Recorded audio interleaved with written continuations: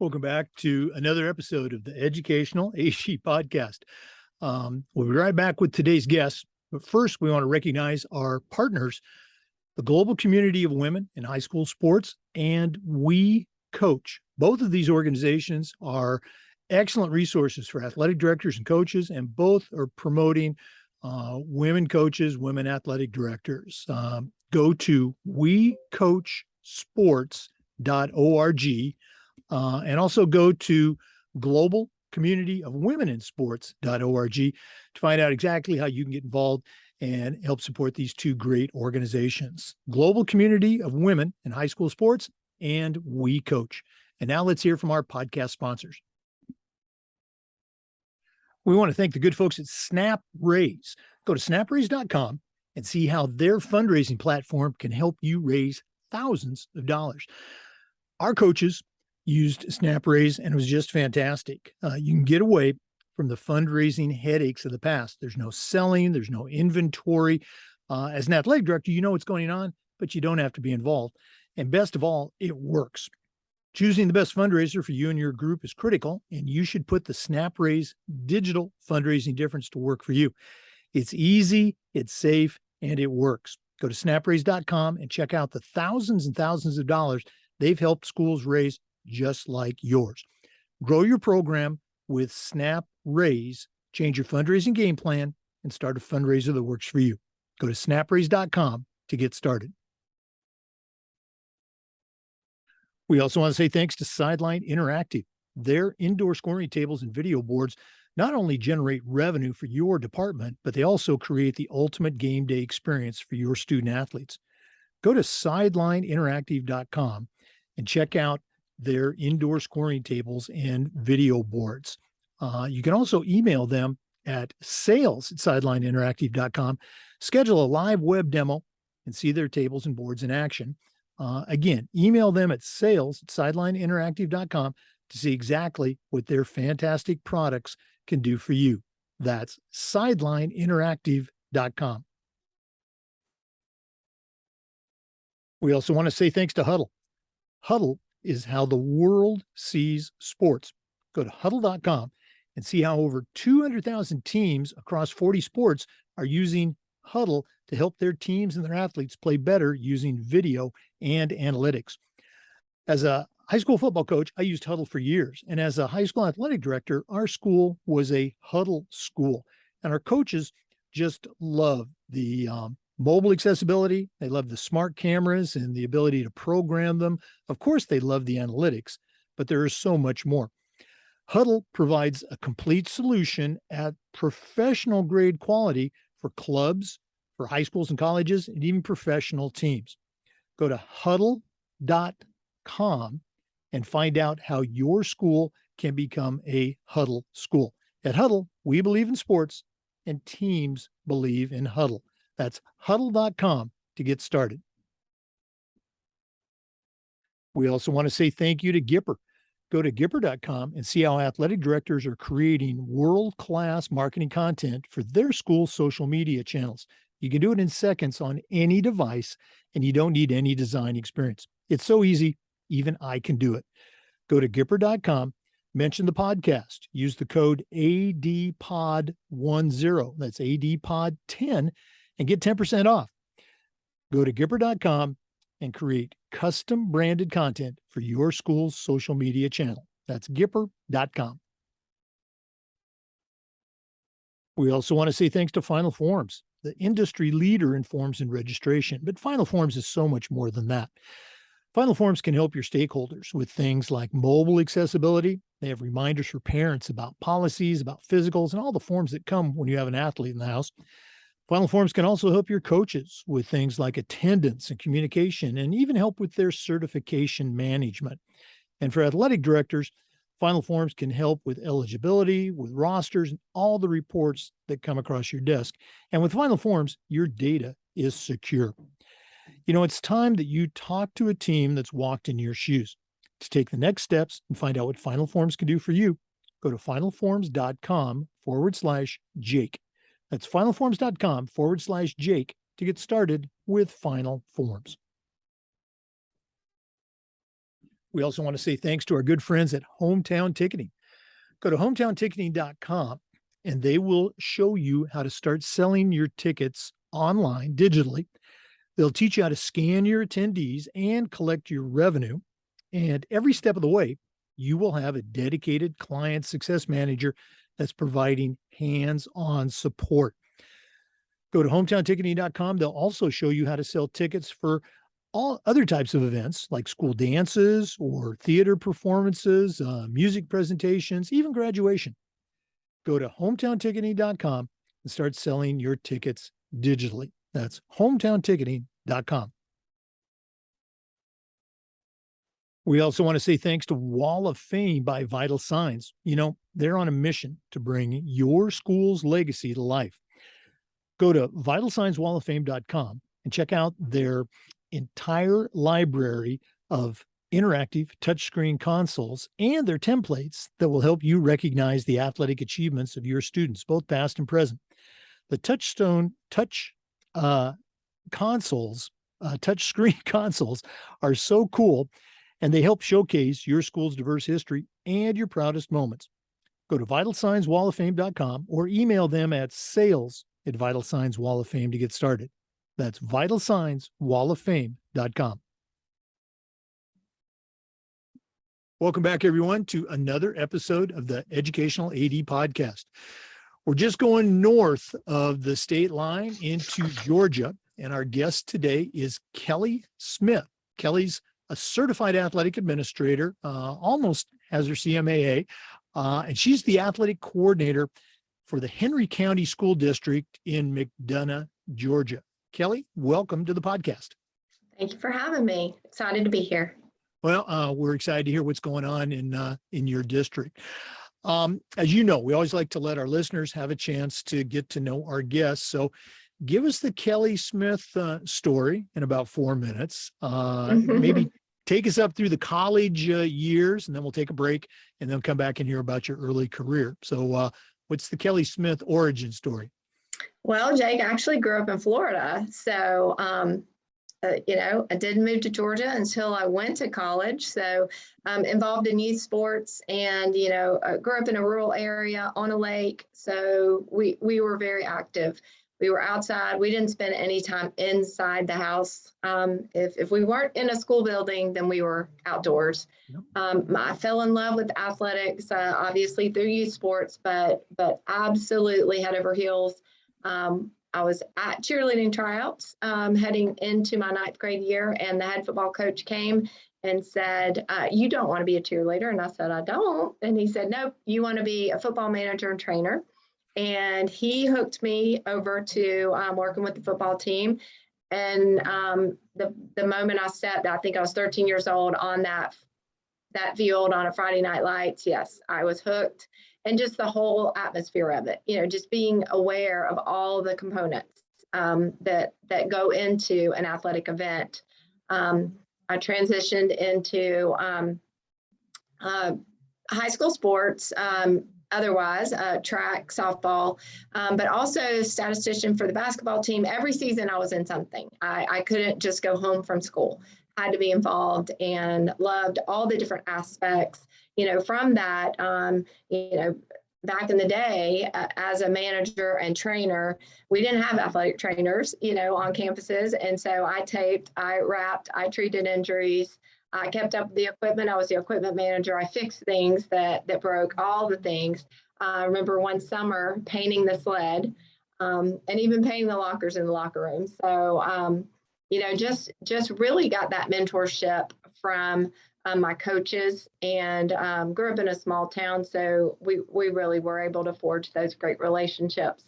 Did not continue with sports in college, formal sports, but I did play intramurals. I played football, flag football, and softball. Had a great time with that all 4 years at Georgia Southern. And at Georgia Southern in those days, all we did was win, win, win. So had a lot of fun going to football games, baseball games, basketball games as well. Well, as a longtime football coach, I certainly know the value of that quality manager. And I think a lot of athletic directors came out of that managerial experience, as you alluded to. You see all those behind the scenes activities, equipment, facilities, taping ankles. Again, I'm old enough as a football coach to remember before we had trainers like you. So what a cool experience. And as you mentioned, back in that day, Georgia Southern, I can't think of any other way to express it. All they did was win. So that had to be a great experience. What's a Georgia Southern athletic moment that really sticks out for you?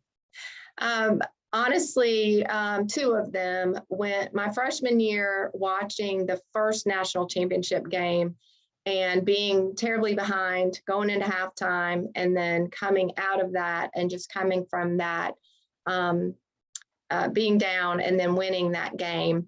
Then in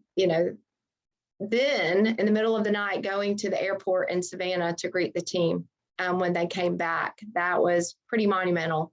The underdog team that just took the nation by storm, and then being able to be there to welcome them back, that was pretty amazing. And then in the fall after I graduated, fall of '89 was the perfect season when they were 15-0 and actually played the national championship game on our home field in Paulson Stadium. And so I got to rush the field with the rest of the thousands of people that were there and bring down the goalposts and all that stuff. Now as an athletic administrator, I'm like, oh my gosh, well, that was poor game management. But actually, in a moment like that, what else do? You kind of have to just join the excitement. And it was truly incredible. And that was my first year teaching. So, I had gone back to that game. So a lot of great moments in between those 4 years. But, my freshman year, definitely, going to that airport and welcoming them back and then bringing down those goalposts. Oh, wow. So if we go to YouTube and look up that national championship game, there's going to be some grainy video of you storming the field, right? Absolutely. And one of my best friends from Florida, we grew up in Keystone Heights, Florida. He was the punter for the football team and long time radio announcer for the team to this day. But he was on the field and I was trying to get to him, to give him a big hug. And I remember, being unaware of the people just swirling all around me and then seeing the goalpost coming down, like right above me. So definitely, I'm sure there's some very poor quality video, and I've seen some pictures of the mob, and I'm in there somewhere. Yeah, that sounds like a good workshop. Things I did that I don't want to do at my school. Okay. Absolutely. For our listeners, our guest today is Kelli Smith. She's a certified athletic administrator, and she's the athletic coordinator for the Henry County School District in Georgia. We're going to take a quick break, but we'll be back. Please stay with us. This is the Educational AD Podcast. We want to thank our good friends at Hometown Ticketing for their support of the podcast. Go to hometownticketing.com, and they're going to show you how to begin selling your tickets online. They'll teach you how to scan your attendees and collect your revenue. That's certainly important. And every step of the way, you're going to have a dedicated client success manager providing hands-on support just for you. Go to hometownticketing.com. They'll also show you how you can sell digital tickets for things like school dances and theater performances, music concerts, even graduation. That's hometownticketing.com, the leading digital ticketing provider to schools and colleges. hometownticketing.com. Welcome back, everyone, to the Educational AD Podcast. Our guest is Kelli Smith from Henry County Schools in Georgia. Kelli, you kind of took us up through the college years there at Georgia Southern, rushing the field and all that. Tell our listeners about, that early career path. I'm going to guess there was some teaching and coaching involved. And then what was the decision to come over to the other side of the desk as an athletic director? Well, began teaching and, went into it just, as we all do, going to save the world and, have an impact. And of course, we all find out that the impact is on us by those students and those wonderful people that we get to work with. But started teaching, just set out to do that. And my principal came to me on Tuesday of homecoming week and told me he was hiring me to be the cheerleading coach because he had a need and had let his coaches go. And so, I showed up at practice that afternoon and we prepared for pep rally and just hit the ground running. And this was in Georgia before cheerleading was a competitive sport recognized by the state association. But, we did all things cheer. And then as we grew into a sport, became aware with another group of ladies that I coached with across the Southwest Georgia area that we needed an organization to help educate and network. And so we formed the Georgia Cheer Coaches Association in the early 90s to be a support body and to help our sport grow, and continued along that path and coached for 30 years and cheerleading. And as I said, the spirit always was a huge aspect of it. Game day experience and using the cheerleaders as ambassadors of the school to promote that sportsmanship and school spirit.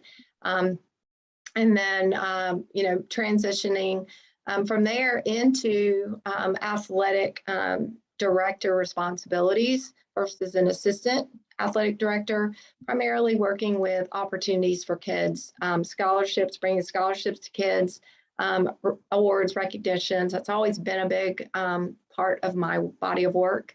And then event planning and management, one of my favorite things to do.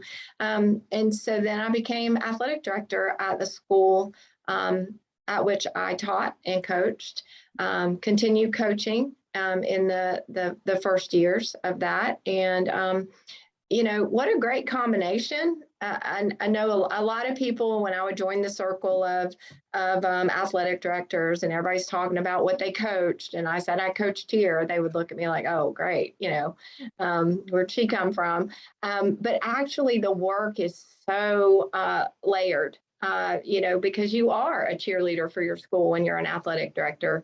And the skills that I developed as a coach and really promoting school spirit, school pride, and overall coordination of different groups for an event, I felt like was great practice to move me into the role. And there's always that, I love my cheer parents. So if any of them listen to this podcast, I have nothing but love for them over the 30 years that I coached.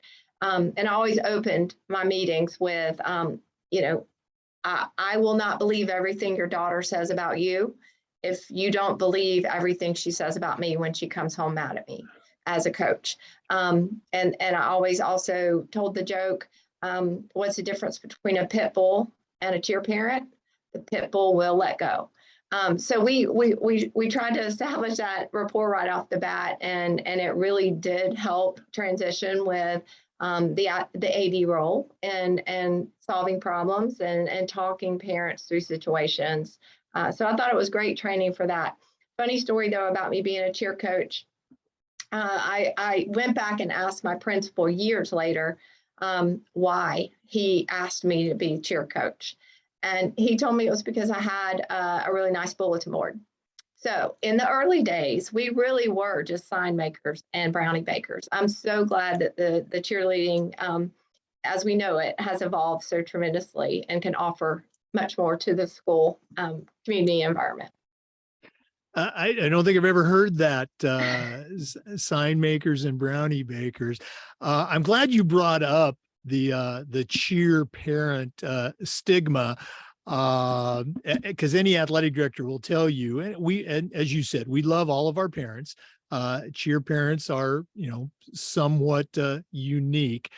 But again, as a cheer coach, obviously you're dealing with that directly. And as an athletic director, you know how important it is to have a great person in charge of that cheer program. I got a question for you. In my many years as an AD, I was blessed with some great cheerleading coaches. Every single one of them, they had their cheerleading manual for the participants, and they had a system of points and demerits. And I asked them each, I said, no other sport does this. So we are either all wrong, or maybe you need to look at not having demerits. So what's your thought on the cheer demerit connection? I did not do demerits and points or any of those things. I believe in natural consequences, and I believe that you know, you can get the results that you want by having the expectations and clearly communicating those expectations. And I believe in peer accountability. And so, you know, I had some pretty simple rules for my cheer team.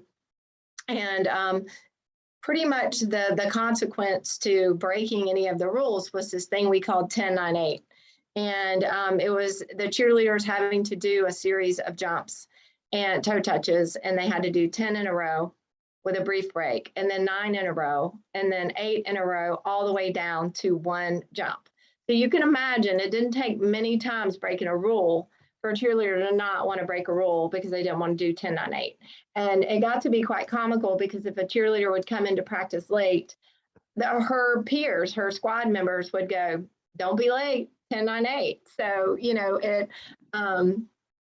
they pretty much monitored themselves. I also, you know, along those lines, didn't believe in captains, because I think probably a female peer trying to direct their peers is the worst duty that you can put on a student athlete. And so I had senior leaders, and the senior leaders had a team of underclassmen.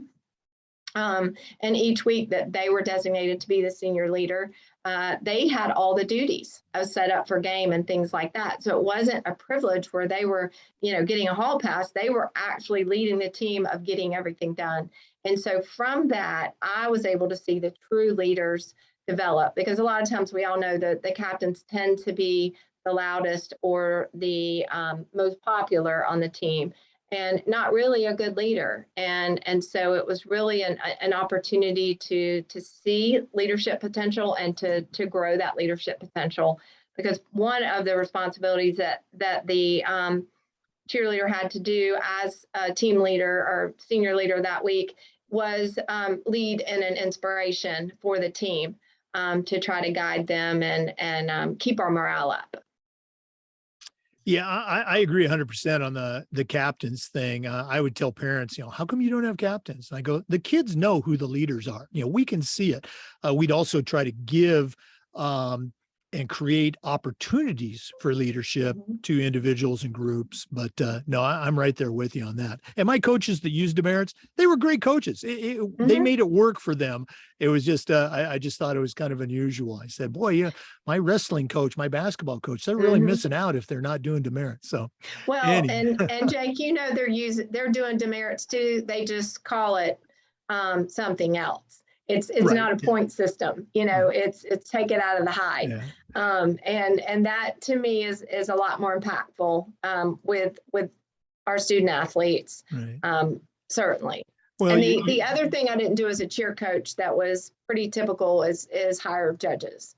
I chose my own squad and defended my decisions. And, you know, again, I really tried to liken cheerleading to how all the other sports are run, instead of being an island out there on our own. No, and you're 100% right on that. I put an end to that at each school I showed up. Hey, I'm paying you to direct this program, not Mrs. Smith or Mr. Jones. You know, right. You're picking your team. Very good. Okay. We spent a lot of time on this, but it was very good stuff. Our guest today is Kelli Smith, certified athletic administrator and the athletic coordinator for Henry County Schools in Georgia. We're going to take a break, but we'll be back. This is the Educational AD Podcast. We want to say thanks to the good folks at Snap Raise. Go to snapraise.com and see how their fundraising platform can help you. Our coaches used Snap Raise, and it was just great. We got away from those fundraising headaches. There wasn't any upfront cost. There was no selling or, inventory, and it worked. Our coaches raised thousands of dollars using Snap Raise. Choosing the best fundraiser for your school is critical. and you can put the SnapRaise digital fundraising difference to work for you. It's easy, it's safe, and like I said, it's effective. Go to snapraise.com and check out the thousands and thousands of dollars that they've helped schools just like yours raise using SnapRaise.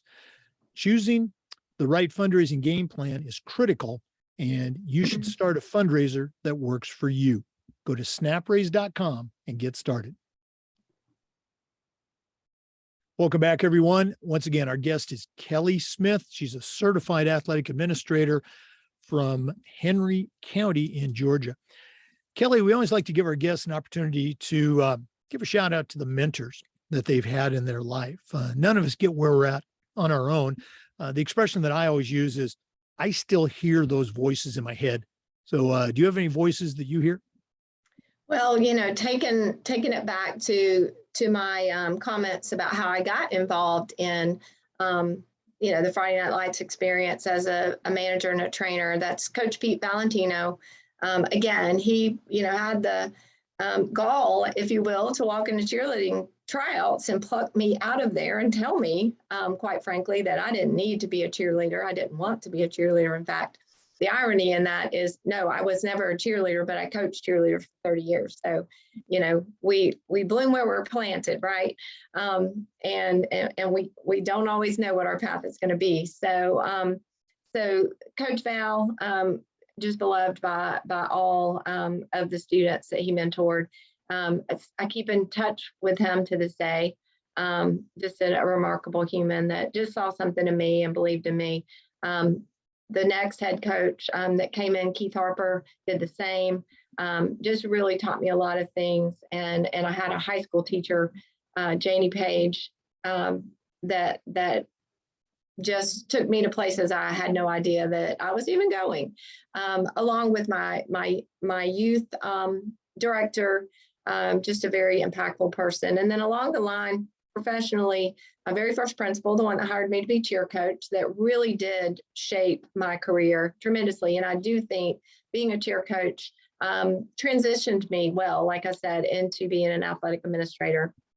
Howard Henley, remarkable at the things that he would share with me. And, as a 22-year-old high school teacher, he really did mold me into the educator that I became, and I'm thankful for that. And my most recent principal, Ryan Meeks, he taught me probably one of the best skills for my AD position, and that is knowing when to say when, knowing when to just let it go. There are things that you're just not going to see eye to eye on, and he has the best demeanor in just knowing when not to stand on that hill. Just walk away, move along. It's not going to change your life. So I appreciate that greatly. And I have to give a shout out to my good buddy, Don Baker. He's my spirit animal in the athletic world, because of the fact that we think a lot alike in innovation and also recognizing our athletes and our coaches and our athletic directors and the work that they do. And he and I are constantly sharpening each other's tool bag to make sure that we're doing all that we can do. I just love it when people share mentors from their youth and growing up and mentors from their current position. It just speaks to, I think, to what athletic directors do is, we help each other out. And, Don Baker, one of the real, inspirations for me starting this podcast. He and Josh had me on their podcast a few years ago. We had done some cool things at our school, and they were just so professional and so welcoming. Mm-hmm. And the timing is right. You talk about the timing. I was just coming on board as the president of our state association in Florida. And I said, I could do this for our Florida ADs. And now, 2 years later, it's, blossomed, nationwide, Mm-hmm. worldwide. So appreciate you giving Don a shout out. And you mentioned Josh as well. So Josh actually reached out to me when this position that I'm in vacated and said, I know you're going to apply. So Josh was a driving force behind me applying for the position, because I applied for this position in year 31 of my career. So, could have, and in the year of COVID. So, when we were shut down and all the things and recreating policy and what have you. So, a nod to Josh as well for encouraging me to take on this role. Yeah. Once again, that's what athletic directors do. Great job. For our listeners, our guest is Kelli Smith. She's a certified athletic administrator, and she's the athletic coordinator at the Henry County School District in Georgia. We're going to take another quick break, but we'll be back. This is the Educational AD Podcast. We want to say thank you to Huddle for their support of the podcast. Go to huddle.com. Huddle is how the world sees sports. With over 200,000 teams across 40 different sports, Huddle has your video and analytics questions covered. Once again, go to huddle.com and see how high schools, clubs, colleges, and even the pro teams are using video and analytics to help their teams play better. As a football coach, I used Huddle for years, but as an athletic director, we were a Huddle school, and our coaches just loved the software, the mobile apps, the smart cameras that they could program themselves. And of course, there was video and analytics, but there's so much more. Go to huddle.com and see how they can help you in your program. Huddle, we believe in sports, and teams believe in Huddle. With over 6 million users, including your student athletes and the coaches of the college teams you're trying to get to recruit them. Go to huddle.com and see how they can help your school become a Huddle school. That's huddle.com. Welcome back, everyone, to the Educational AD Podcast.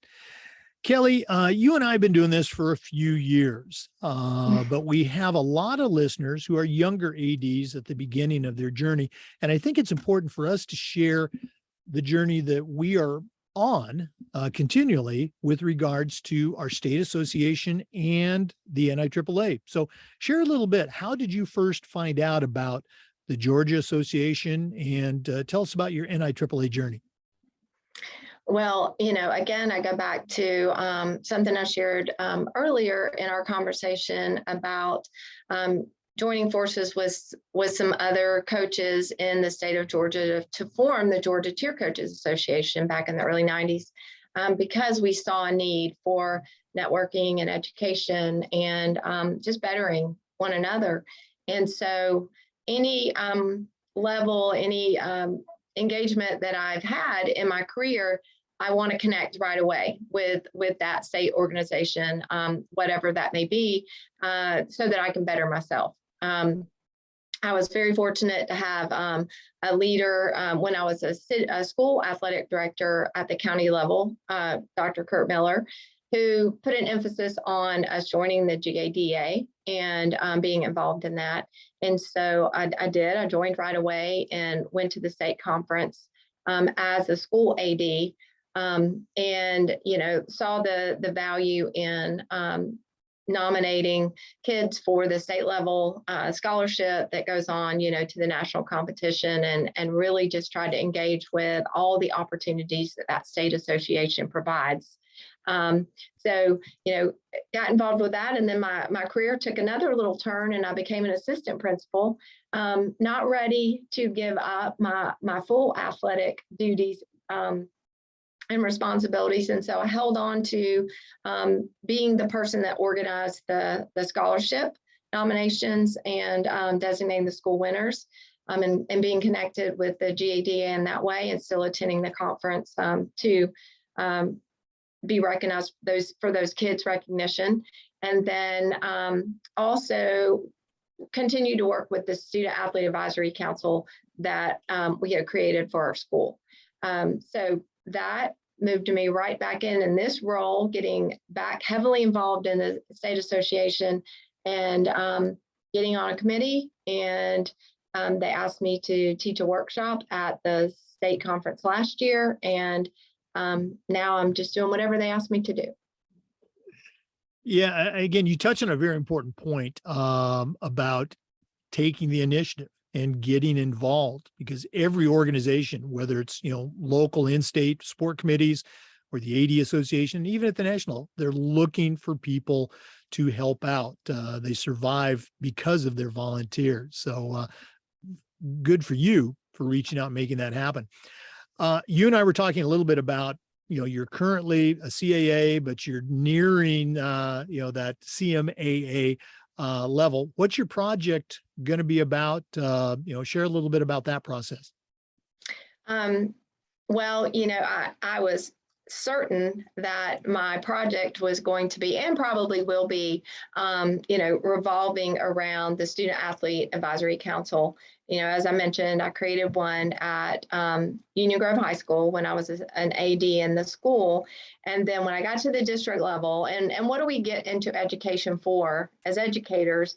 We get in it for the kids. It's that interaction with kids. And so when I got to the district office, of course, I'm surrounded by adults. And I love my coworkers and I love all of my ADs that I have the good fortune of working with.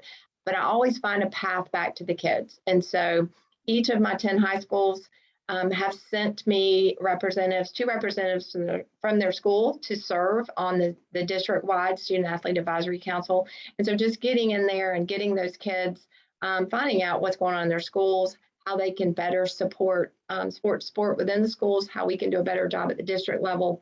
And we have an involvement at the state level by attending the state student leadership conference. So I'm sure that my project will revolve around that. We were talking mentors a few moments ago, and I can't leave out Dr. Jim Wright. Had the great fortune of meeting him several years back. And, we've been connected ever since. And he asked me to join his team in LTC course development. So we're currently engaged with that. We actually present at the summit mini presentation of our new course as part of the development process. And, just in talking with him, listening to his involvement with the national and his state organization in New York, just always learning from him. I think that, like we mentioned, getting involved, being involved, don't just be a member, don't just pay your dues. You're always going to benefit from the involvement. You're going to meet people that are better than you, that you can learn from constantly, and it's going to challenge you to sharpen your skills and your craft. And I was recently called by Rich Barton and asked to teach a workshop at National. So super excited about that and looking forward to that. Well, you mentioned a couple of giants there. Jim Wright, I've known Jim for years. We actually, we're going to get him on the podcast here in, I think, next month. But no, Jim's great. And Rich Barton, he was the lead instructor on the new, it was new last year, 716 partnering with parents class that I was very fortunate to be part of the authorship team with. Great stuff. And your CMA project or potential project, I think a lot of schools, a ton of schools, ours certainly did, had student athlete advisory committees at the building level. I've really only heard of one other situation like you described, doing it at a district level. There's a conference up in Washington. Several schools got together and had that representatives form a conference advisory committee with students. Great idea. I'd love to see that, take shape. Once again, for our listeners, our guest is Kelli Smith. She's a certified athletic administrator. She's the district coordinator of athletics for Henry County Schools in Georgia, also taking on a national presence, going to be presenting at this year's NADC in Nashville. We're going to take another break. I know that's a shock to our regular listeners, but we want to acknowledge our sponsors. Please stay with us. This is the Educational AD Podcast. We want to say thanks to Gipper for their support of the podcast. Go to Gipper.com and see how athletic directors are creating world-class marketing content for their school's social media channels. You can do it in seconds on any device, and you don't need any design experience. It's so easy, even I can do it. We use Gipper for our podcast announcements. If you're watching this on YouTube, my backdrop is a Gipper template. Go to Gipper.com, mention that you heard about it on the podcast, and use the code ADPOD10, that's ADPOD10, and get 10% off. Go to Gipper.com and start creating custom branded content for your school's social media channel. That's Gipper.com. Welcome back, everyone, to the Educational AD Podcast. Kelli, one of the things that we try to do with the podcast is this idea of sharing best practices. So I'm going to put you on the spot. What are some things that y'all do in your district or maybe at other schools you've been at that you would consider best practices? Can you share some with us? Well, to sum it up very, very shortly, you got to show up and show out. Your community needs to know who you are. You need to be the face of athletics in your school. And there are multiple ways to do that, to establish yourself in and among your student athletes, your parents, your community, just so that they know, form a relationship with you. You're going to lessen a lot of the worries that you might have if you are someone that is known to be available and present. And so that's a best practice overall. Like I said, show up and show out. Just really, and have fun with your kids. When you're having fun with the kids and the kids connect with you, that's going to give you a hall pass when you make those parents mad. And you will make parents mad. It is part of the leadership role that you serve, because every parent has a scenario in their minds that works out perfectly for their child. They're not considering the other members of that team, nor are they considering the other teams in your program. So, you have to be able to help them to understand the big picture. And sometimes that means listening to them. So, being that presence that is identifiable. A lot of times I go to an event and I see an AD head down, just task mastering, checking those boxes, and they're missing those opportunities to create those relationships that truly will enhance that educational experience, not only for the child, but for the parents as part of that organization as well. After all, they're the team behind the team. We want them to be on our team. So, that connectivity piece is very important. Our ADs are doing a fabulous job around the district with that. We see a lot of activity on social media, free resource, right? We also have newsletters that go out. Schools are doing that where they're highlighting and spotlighting.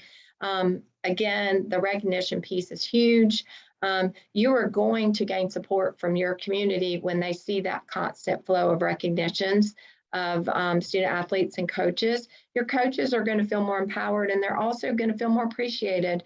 Let's face it, the job that they do can be thankless, and they can receive a lot of criticism for them sacrificing their own time and families and things to be with other people's children. So all of those things are in good practice, and we encourage those across the district with Student Athlete of the Month, with recognitions, coaches, but also morale boosters in general. Just noticing the little things to make the big things better. That's going to go a long way. Again, the student athlete voice. We have those student athlete advisory councils in all 10 of our high schools. My goal would be to extend those down to our middle schools as well. That, in the first years of my work in this position, wanted to get those high schools strongly established and really give those kids voice. And kids are so much fun to listen to. They tell you the truth. When you can get them in a small group, they will tell you what's going on. And it helps me be a better leader to my athletic directors. They're out there in the schools so that they can be better leaders and supports for their coaches. And that's going to benefit our kids. So, just that connectivity piece, anything that can increase your presence in the community is a good practice and must be explored. And yeah, it's the extra things, but those tiny little incremental things make us better every day. And again, it goes back to those relationships. So all of those things are good practices. Oh, absolutely. There's a theme running through those things. Obviously it was about the kids. You talked about making those connections, and then you spoke about that overall community that's so important. That a lot of times a head coach and especially a parent, they're not going to see that, hey, there's a bigger picture. Yes, your kid's important. Yes, your team's important, but, we're doing this for the department. Very cool stuff. Kelli, if one of our listeners wanted to reach out and pick your brain a little bit more, we'll do this at the end of the podcast too. What's the best way that they can get a hold of you? And send me an email. I always love to hear from people, because if you ask me for a suggestion, chances are I'm going to ask you for one back. And so I always learn from those relationships. In fact, that's how Don and I first became known to one another. He saw something that I posted on Twitter. He sent me an email and asked me about it. And then I started picking his brain, and we still do that back and forth. So email is Kelli .Smith, and that is Kelli with an I, .Smith, at henry.k12.ga.us. Okay. Kelli Smith, thanks, for sharing some best practices. We're not done yet. We're going to take another break, but we'll be back with some more. So please stay with us. This is the Educational AD Podcast. We want to say thanks to Wall of Fame by Vital Signs. They are on a mission to bring your school's legacy to life. If you're looking for a really cool way to display your school record boards for all your teams, for all your sports, as well as a great way to display your school's Hall of Fame, go to vitalsignswalloffame.com. Their interactive touchscreen consoles and library of templates will help you recognize the athletic achievements of your students, both past and present. Go to vitalsignswalloffame.com and let them help you showcase your school's diverse history and your proudest moments. You can also email them at sales@vitalsignswalloffame.com. That's sales@vitalsignswalloffame.com. We also want to say thanks to Sideline Interactive. Their indoor scoring tables and video boards not only generate income for your department, but they also create the ultimate game day experience for your athletes. Go to sidelineinteractive.com and schedule a live web demo and see their tables and boards in action. You can also email them at sales@sidelineinteractive.com to see exactly what their fantastic products can do for you. That's sidelineinteractive.com, or email them at sales@sidelineinteractive.com to get started. Welcome back, everyone, to the Educational AD Podcast. Once again, our guest is Kelli Smith, Certified Athletic Administrator. Kelli, one of our questions we've been asking almost since the beginning of the podcast has to do with this idea of toughness. 100 years ago, when I was in high school, our coaches would say things like, "Come on, Jake, you got to be tough," or "Come on, Jake, you got to suck it up." And we kind of knew what they meant. Since then, we have found much better ways to communicate to student athletes. But I still think that toughness is an important component of sports and of life. So here's my question. How can an athletic director or a coach help a kid to develop toughness while also being aware of and sensitive to the very real challenges that a Generation Z kid is experiencing that I never had to go through? Do you have any advice for us? Well, Jake, you mentioned, being an athlete and a longtime athletic director. And so, that we do things differently than we did. Again, I referenced earlier that, as a football manager, I painted lockers in the summer. I painted the sled. I don't know that we would ask kids to do things like that in today's world. The relationships were just different. The things that you could do, right down to just transporting your athletes personally. There's a lot of no-nos in our world today for the protection of both parties that we didn't even think about, the things that we did early in our careers, that parents just trusted us a little bit differently. It's just a very different world. So all that said, it's funny. I go back to when, you and I are similar in age, probably being out there on that football field and lightning's popping all around. And as long as it wasn't popping on the field, we were good to go. We weren't putting that equipment up. We weren't going anywhere. We were going to keep right on. And so we've been embroiled in this kind of, old timers discussion with Georgia Southern alumni because, those OGs football players were a little offended by the fact that so much effort and money is going into building an indoor practice facility because goodness gracious, they practice in the rain all the time. What they don't understand is, just the differences in the way that we manage our game and practice environments now, and that lightning detection being a big part of it, that it's not so much about the rain, but it's about lightning being in the area and us having those devices that we monitor that lightning and things of that nature. So sometimes, yes, the older generation can think that we're creating a generation of softer kids, when really it's just different regulations that we're following. And so we have to be very careful in our operations to maintain the integrity of those things. So all that said, we have what we have now, and I believe more than ever, you have to connect before you can correct. So that it goes all back to the relationship. So, as you as an athlete, as me as an athlete, a coach that we had a relationship with could get away with saying things that another person that we didn't have a relationship with just couldn't do. We took it internally if it was that coach that we didn't want to disappoint, we didn't want to let him down. And so we worked harder. We did the things that we knew we had to do. And we took that as encouragement, not punishment. And that's the lens. And the only way to establish that lens is through building the relationship first. We get this group of kids, we herd them up, we call them a team. And then we start barking out instruction. So the only way to build that trust and to build that connection is to truly engage with that student athlete. I used to tell parents all the time, the perspective and perception are so very important in athletics. I could be watching a kid develop and just pushing and pushing and pushing and just see that I was just at that mark where we were about to make a breakthrough and leave a practice going, yeah, that kid is finally getting there. And that kid goes home and tells their parent, my coach hates me. Look at the difference in that perspective.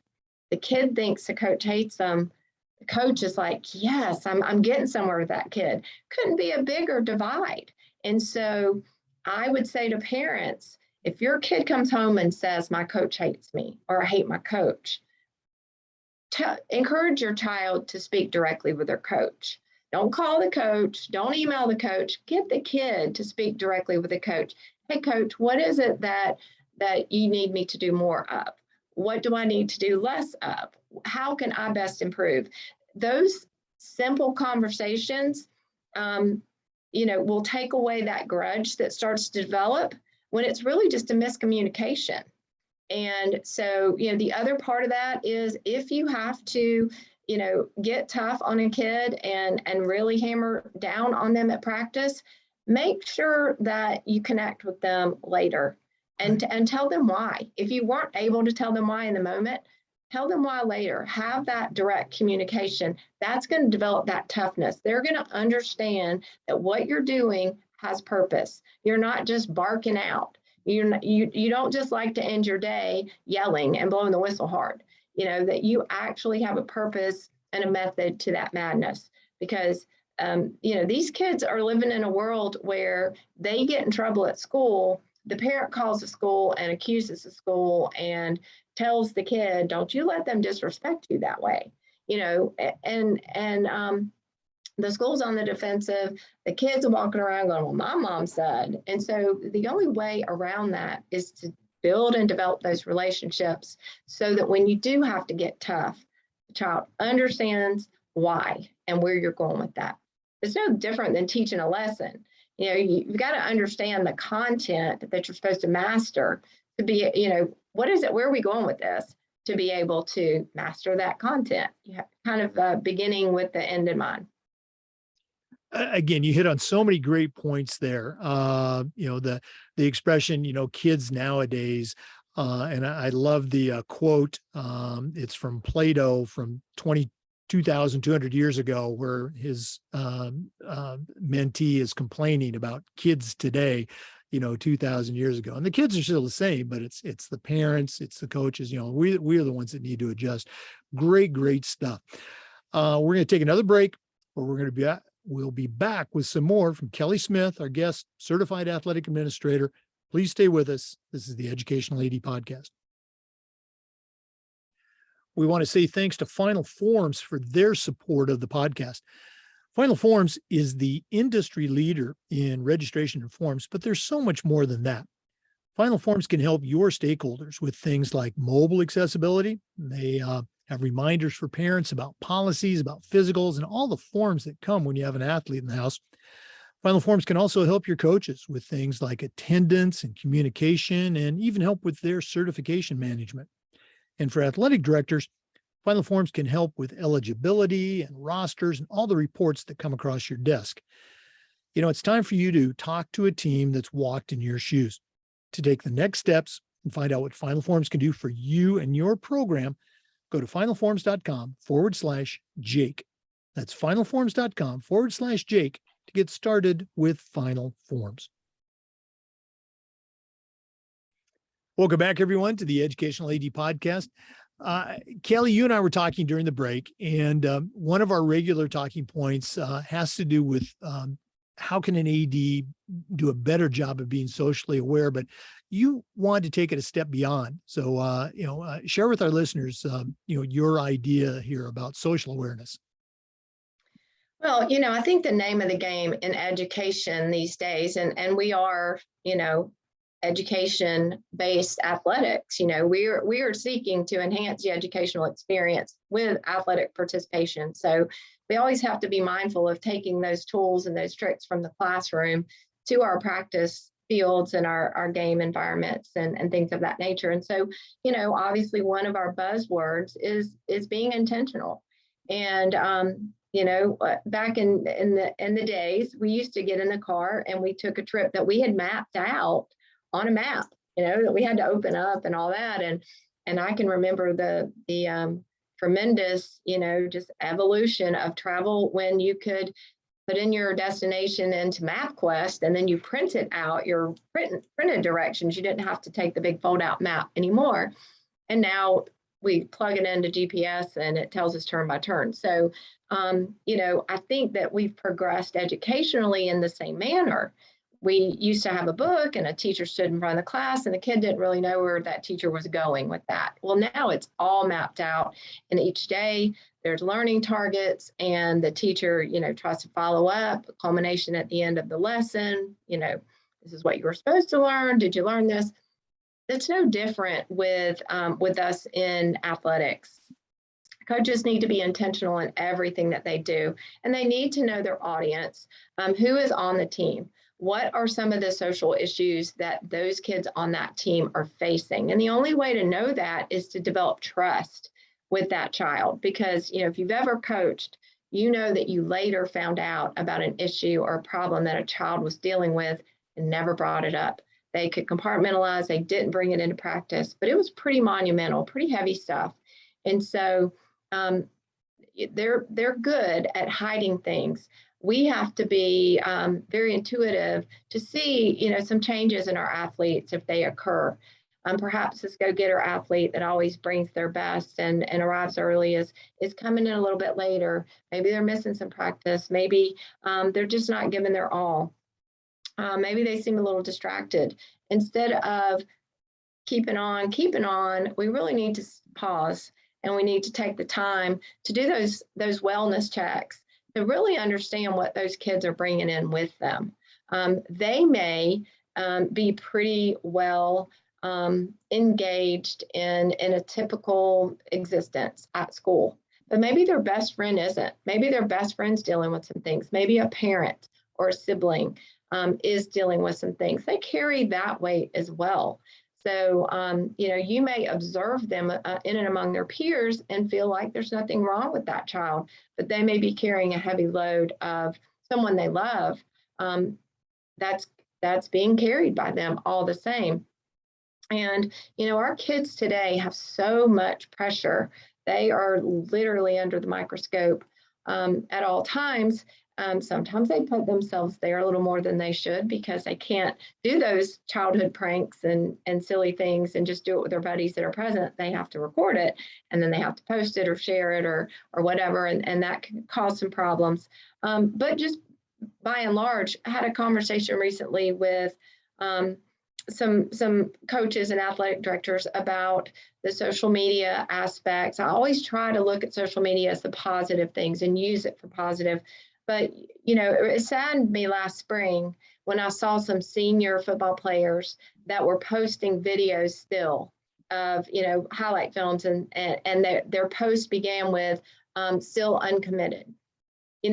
So sad that the culmination of their career that probably started as what I call a bobblehead, a little 5-6-year-old putting on a helmet. They just run around and barely hold up their helmets and shoulder pads all the way to their senior year, and they didn't get an offer to play in college. Well, their percentage is so low of kids that do get an offer to play in college. But this child, instead of celebrating the success of this long career and what that means to just be committed and balance that load of school and home and practice and all the things, instead of celebrating that, they feel like a failure because they were uncommitted, because they didn't get an offer. And so, those pressures of our athletes, the things that they carry, just in and around and all the things, gender identity and the pressures of that, the pressures to go to that right college. Schools are putting it on the bulletin board where you are going to college, and you feel like a failure if you didn't get accepted to that particular college. There's just so much that they carry, and everything that we dealt with relationship-wise in a natural form and development begins so much earlier now. Kids have access to the World Wide Web in their hands, and they can see anything and everything at any time. And, from FOMO and all the things, and if you don't know what FOMO is, that fear of missing out, there's just so many pressures on them. And so we have to be intentional about having those relationships and stopping and having set times that we talk in and amongst our athletes to find out what's going on in their world, not how they're performing on the field, not how they're performing in the classroom, but what is going on in the other aspects of their world. And that will go a long way to build that trust and that safe space where they can open up. Yeah, Kelli, the common theme for me in today's visit with you has really been that you've shared has been relationships and just the importance of building those relationships, obviously with kids, but with staff, with parents, with administrators, with community. Really appreciate you sharing that. So important. A great reminder for all of us. And this has been really cool. I can't believe our paths haven't crossed, being so close, but we're not done yet. We always like to wrap up with the athletic director's toolbox. You're certainly a veteran AD, very knowledgeable AD, but we're going to take a break. We're going to hear from Athletic Surveys by LifeTrack, who sponsor our AD Toolbox segment. And when we come back, I'm going to challenge you to send out a brand new athletic director on their very first job, but I'm only going to let you put 3 things in their toolbox. So we're going to take a break. And when we come back, we're going to find out what Kelli Smith is going to put into her new athletic director toolbox. Please stay with us. We want to say thanks to Athletic Surveys by LifeTrack for sponsoring the Athletic Director Toolbox segment of the podcast. Athletic Surveys by LifeTrack are a quick, easy, and affordable way for you to collect comprehensive data that allows you as an athletic director to improve your entire program. We use surveys at my schools for just about everything, for teachers, for coaches, for kids, and for parents. And the information that came back was almost always over the top positive, and it'll probably be the same for you. But the surveys also allowed that squeaky wheel parent to vent a little bit. And many times they'd share a small concern that you could address and keep it from turning into a big concern because you didn't know about it, because you hadn't done a survey. If you've never used a survey to take the pulse of your student athletes or your parents, you're really missing out. Go to athleticsurveys.com or email them at info@athleticsurveys.com and get started. Athletic Surveys by LifeTrack. Let them help you bring your athletic program from good to great. Welcome back, everyone, to the Educational AD Podcast. It's that time. We've been visiting with Kelli Smith, Certified Athletic Administrator and the Athletic Coordinator at the Henry County School System in McDonough, Georgia. Kelli, we've already established, you're a leader at the local, the state, and now the national level. But right now, I'm going to challenge you to send out a brand new AD on their very first job. What 3 tools are you going to put in their athletic director toolbox? The 3 tools are words, and they have meaning behind the words. So the first one is grace.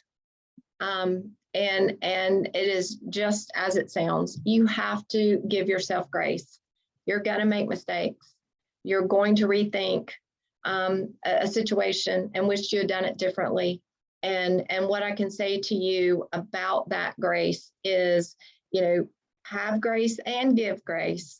You will have to give grace as well. Sometimes you're going to have to shut your door, take a deep breath, process something, and just know that, in that grace, in that space of grace, you may have to ask forgiveness. You may have to say to someone, pause, let me get the answer to that. Don't think that everybody expects you to be the walking encyclopedia of answers, because each situation presents a little bit differently. And, you just are going to have to know that it's going to take time to develop who you are. We talked about mentors, and they're very important, of course. So those relationships that you've built prior, the ones that you build, will help you to give yourself grace, and always in spending time with others that are in like roles.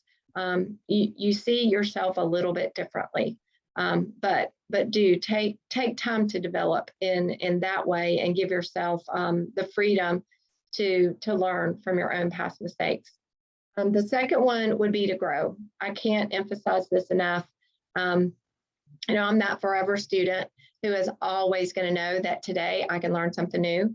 And the best way to do that is to surround yourself with people that know more than you do, that have more experience than you have.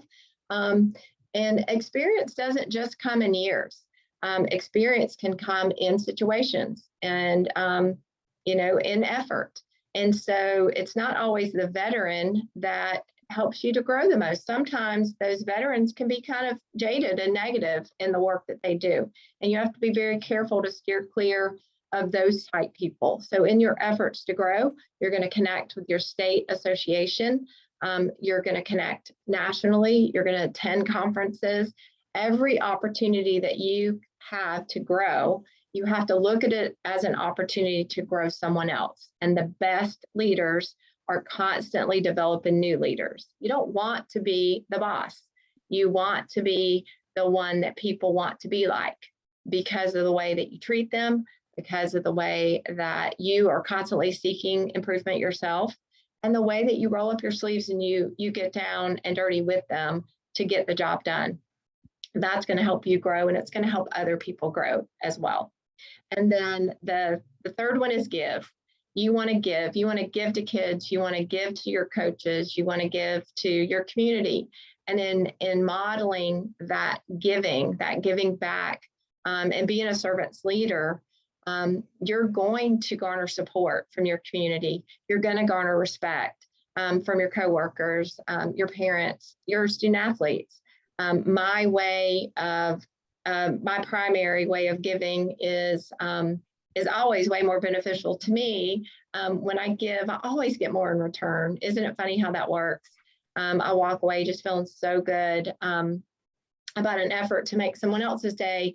And one of my favorite quotes is, "Those who bring sunshine into the lives of others cannot keep it from themselves." And that's so, so true. And to give credit to James Berry, who actually said that. But giving of yourself, but but being cautious in that giving, that you're not spreading yourself too thin and that you're giving quality. You're not just giving time, that you're actually giving something quality to somebody, and spend time with those kids. Don't let them just be names on a roster. Get to know them, and you'll get more out of them as well when they feel like they have a relationship with you. Take the time, take the selfie, the group selfie, turn your camera around, get the kids behind you. I love being on your social media, build those relationships, have fun. So you're grace, grow, give.